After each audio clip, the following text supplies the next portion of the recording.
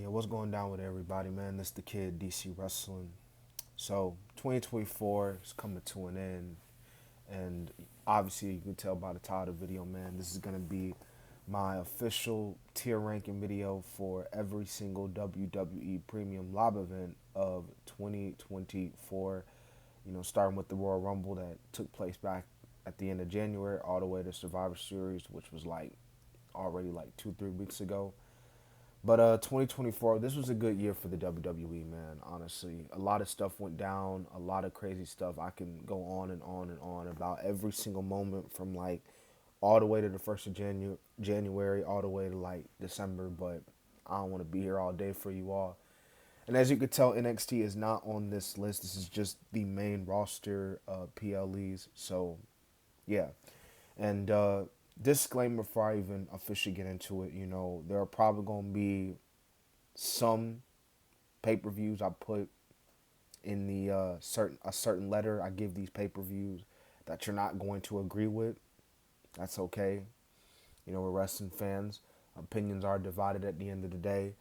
Um, but at the end of the day, this is my own personal tier list video. So this is my own personal ranking on which I think which pay per view was like an S or which pay per view I think is like a D. So like I said, let's not waste any time. Let's get right into it, man.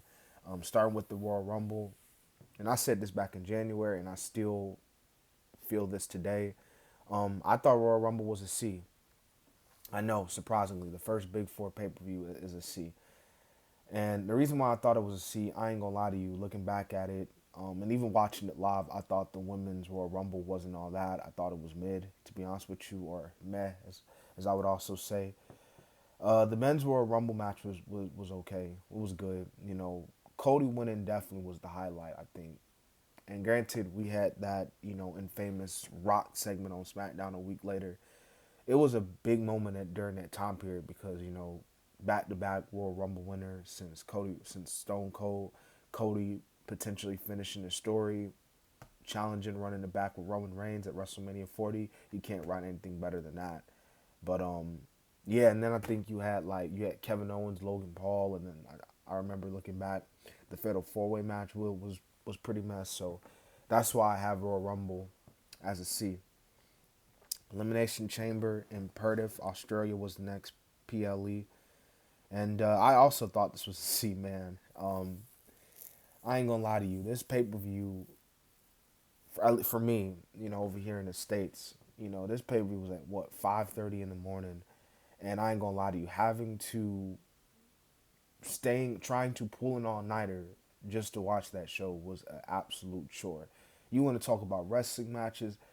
I swear to you, it felt like sleep deprivation was German suplexing me, like when Brock Lesnar suplexed John Cena 16 times at SummerSlam 2014. It was a battle. It was a struggle. And I ain't gonna lie to you, looking back on the show outside of maybe Tiffany's performance in the Elimination Chamber, and then Becky went in the chamber, Drew went in the chamber, and then obviously it was Rhea's home turf. Nothing really big happened on this show. Like even you had the Grayson Waller segment with Cody and Rollins, which saw Cody challenging The Rock to a one-on-one fight.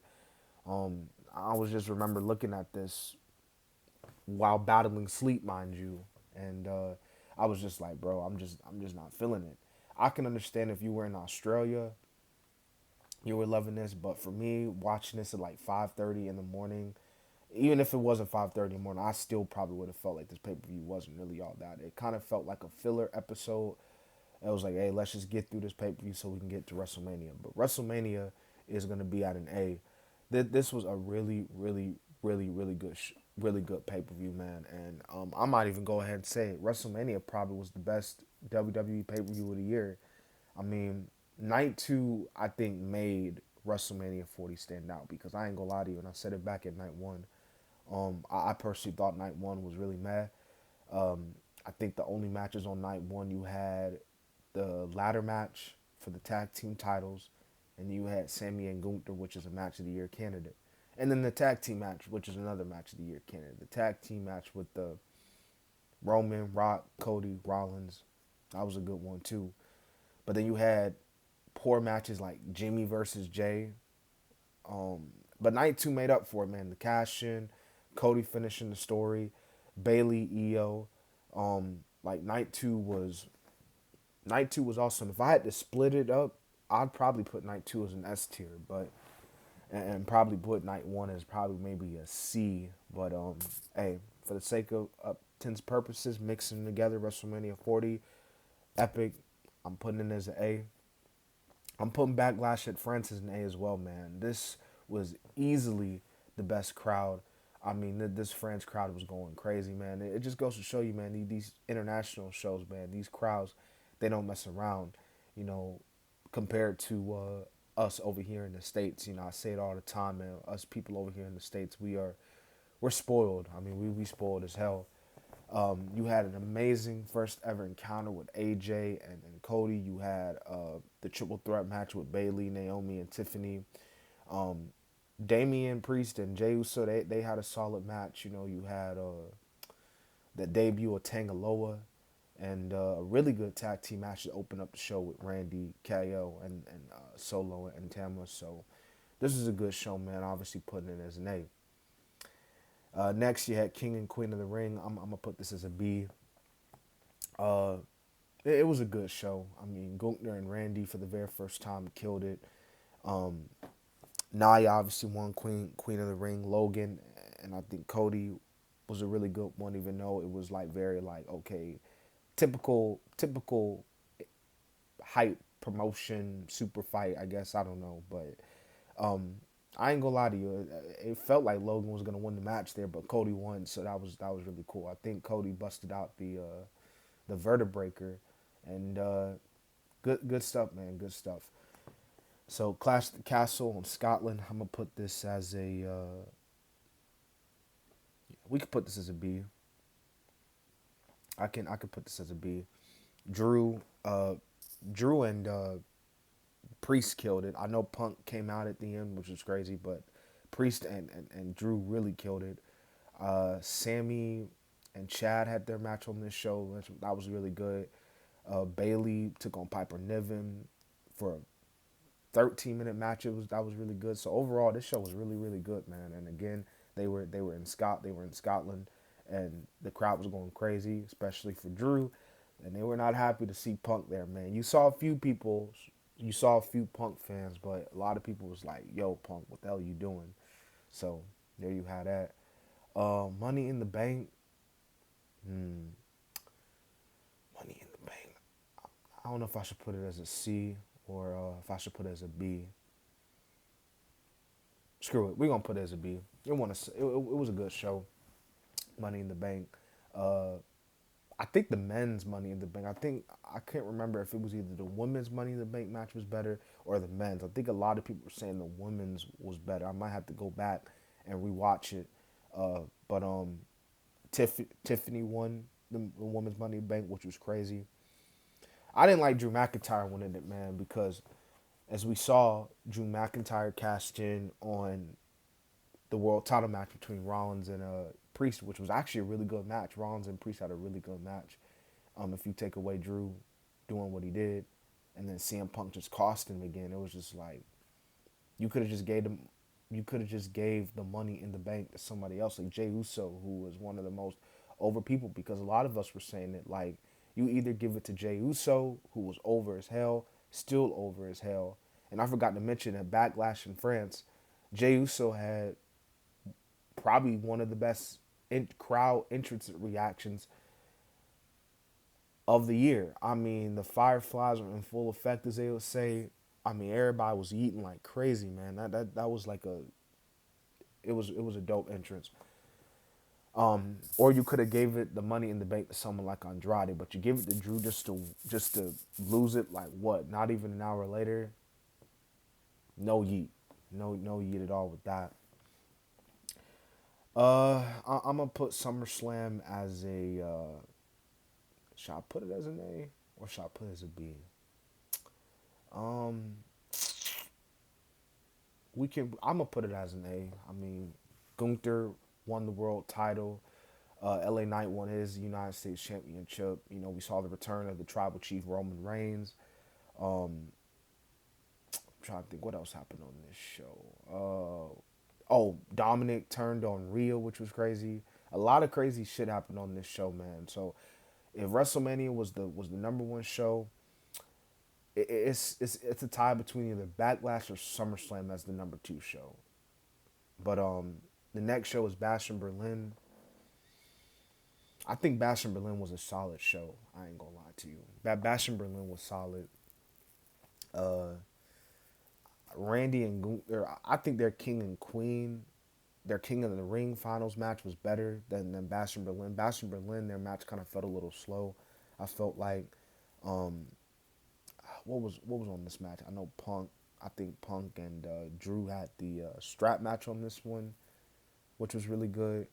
Um, but yeah, I thought looking back at it now, I think Bash in Berlin was a solid show. The Terra Twins, they how they did it with the Judgment Day. So Bad Blood is gonna get a B. CM Punk, Drew McIntyre. I mean, just Shawn. We talking Shawn Michaels, Triple H vibes. Not comparing them to Shawn Michaels and Triple H, but if you saw how Triple H and Shawn Michaels ended their feud, it was literally kind of how like Punk and Drew ended their feud. I mean, in blood, guts, craziness. One of the best WWE matches of this year. And then you had like trying to think what else happened on this show. Oh, Roman's return tag match with Cody. We saw the return of the final boss. Um, a lot of good stuff happened on the show, and then Kevin Owens attacking Cody Rhodes afterwards. Like, what are we doing here? Um, yeah, I say Bad Blood was a good show. The only like real negatives I say of the show was like, probably Liv. It's Dom, and when Dom was hanging from the shark cage. I ain't gonna lie to you, I wasn't really feeling that match at all. Crown Jewel is uh yeah, Crown Jewel's gonna get a B too. Crown Jewel's gonna get a B. A lot of good stuff on this show. A lot of good stuff. The 6-man tag match, I enjoyed it. I thought Cody and Gunther was solid. Liv and actually, you know what? I put it back. I'm gonna put Crown Jewel as a C. Sorry about that, y'all, but I'm gonna put Crown Jewel as a C. Yeah, now looking back at it, now thinking about it, this show was just solid at best. I mean, the best match of the night was the triple threat match, and probably Rollins and Bronson Reed. That was probably the second best match of the night, I think. But I mean, that was really all to it. Crown Jewel, was a solid show, but definitely not the best WWE show. And I'll go and beyond and say Survivor Series, with it being the final pay per view, I'm gonna put it as a B. Now, if that I ain't gonna lie to you, if that Intercontinental title match and that men's War Games match and the Priest World title match didn't happen, this probably would have been a D. I ain't gonna lie to you. The women's War Games match was not that good, realistically. It wasn't bad, but it really really majority of it was not good. Um, the main event was really good though. Shinsuke and LA Knight was just kind of meh, to be honest with you. Nothing really special outside of Shinsuke winning the title. And obviously the main event was really good. Like I said, like already 80 times. Gunther and Priest was good. I thought their SummerSlam match was a little bit better, but this match wasn't bad. But that triple threat match was probably, from an in-ring standpoint, easily the best match on the card. You know what I'm talking about? Braun, Ludwig, and Sheamus. But with that being said, man, that has been the official WWE Premium Live Event tier list. Let me know what y'all think, man, in the comments, man. What do y'all think? Are there maybe some pay-per-views that deserve to be ranked higher or maybe lower? Let me know what y'all think in the comments, man. But if you made it this far, man, I appreciate it.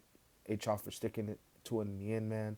We got I know we got Raw on Monday, but we still got the 10 best AEW matches coming out on Christmas Eve, and the 10 best WWE matches of this year coming out on Christmas Day. So being looking forward to put that together, and that pretty much wraps it up.